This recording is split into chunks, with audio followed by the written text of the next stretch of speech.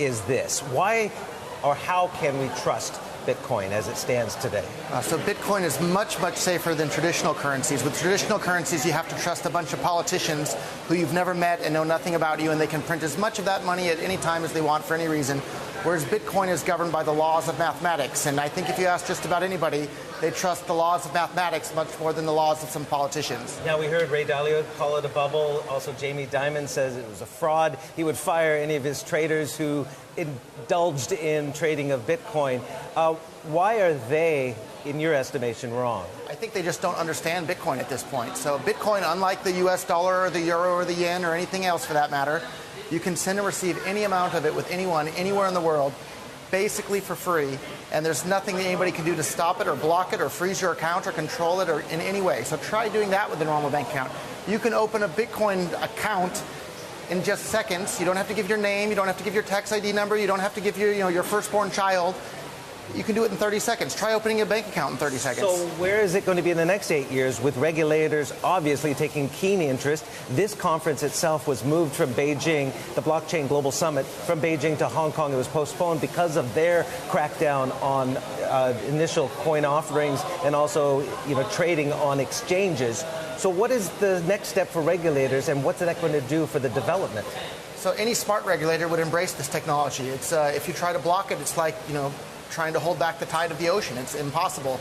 Bitcoin is one of the most important inventions in the entire history of humankind, right up there on par with the importance of the invention of the internet itself. That's how big of a world-changing invention this is. And if you look at traditionally, anything that China tries to ban is something you should invest in. YouTube, Facebook, Twitter, Google, all of these things are astounding successes. Bitcoin is on its way to being an astounding success all over the world as well. China controls a lot of the mine, or it's centralized there as well. 23% of, I believe, of the market, and also many of the miners are centered there. What is the crackdown, because it's so centered, what's the crackdown going to do there, or does it move offshore? There isn't a crackdown that can be done because it's kind of like a balloon. If you squeeze one end of a balloon, all the air rushes to the other side, and Bitcoin can flow and transfer anywhere in the world instantly just like that. So at the end of the day, Bitcoin's here to stay. The only way to stop it would be to turn off the entire internet in the entire world and keep it turned off, and even China can't do that. A lot of cryptocurrency companies have set up here in Hong Kong. What role can they play? Because again,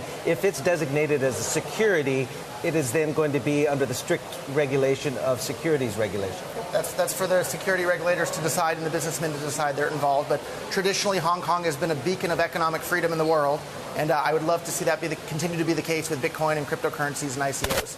How about your personal holding right now because of the split or the looming split, the possible split that we saw from Bitcoin into Bitcoin Cash? Are you moving into Bitcoin Cash? I've slowly been moving some of my funds into Bitcoin Cash. I think Bitcoin Cash is much more in line with the original vision of Bitcoin. Our Bitcoin.com wallet supports both Bitcoin Cash and Bitcoin Legacy.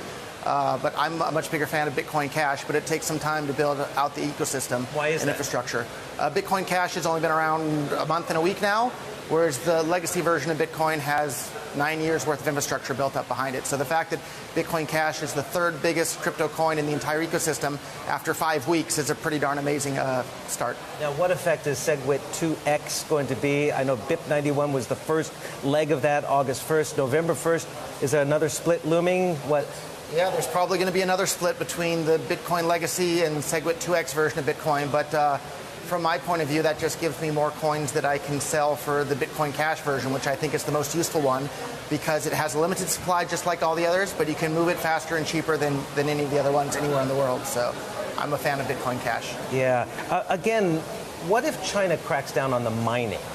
What lasting efficacy will that have? Not much at all. Why is that? Less mining will take place in China and more mining will take place in places outside of China. So just like if China said, okay, we're not going to mine gold anymore inside mainland China, maybe the gold price will go up a little bit, but people will still mine gold in other parts of the world. So I'm not concerned about that at all. Where are prices heading? It headed to near a record, September 1st to hit a record, nearly $5,000. Dipped back down after this China ban. Very volatile, but it's on the way back up now. So I've been involved in Bitcoin for about 7 years now. Yeah. The volatility today is much, much less than it used to be. I remember in one day when Bitcoin would go from $2 to $10, then back down to $3 all in the course of a couple of hours. So that's a much, much, much bigger percentage swing. So the percentage swings that we're seeing today, if 20% in a day, compared to the traditional markets, that's huge. But if you've been in Bitcoin a while, that's nothing. And so the next 8 years, where will it be in 8 years? The overall trend is definitely up. If you have two forms of money, one that's incredibly useful and fast and easy to send and receive, and you don't have to beg for permission to be able to use, and you have traditional legacy forms of money where you have to ask politicians for permission to use and your accounts can be frozen, it's clear which one people are going to start to use. So the future of Bitcoin is brighter than ever before. Now, when is the network effect going to kick in? When you get the large enterprises and it has critical mass, which will probably tame down some of that volatility and spike gains and spike price drops. Where's the real critical mass application going to be first? Well, I think the critical mass application is money. So the more adoptance and usage of Bitcoin as money, the bigger the market cap of Bitcoin will be. And the bigger the market cap is, the smaller the volatility will be. So we're still a few years away from that, but it's coming fast and furious at us. 1 year from now, the price is? At least double. At least double. All right.